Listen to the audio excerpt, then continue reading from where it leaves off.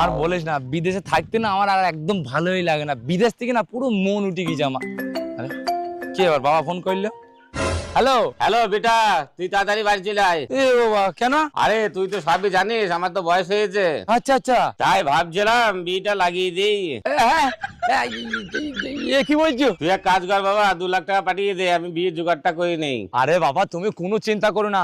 আমি মেহনত করি, কষ্ট করি, যা করে আমি তোমাকে 2 লাখ টাকা কেন 3 লাখ টাকা আমি তোমাকে পাঠিয়ে দিচ্ছি। তুমি জুগা জানতে শুরু করে দাও বীর। আচ্ছা আচ্ছা। আরে ঠিক আছে, তাহলে রাখ।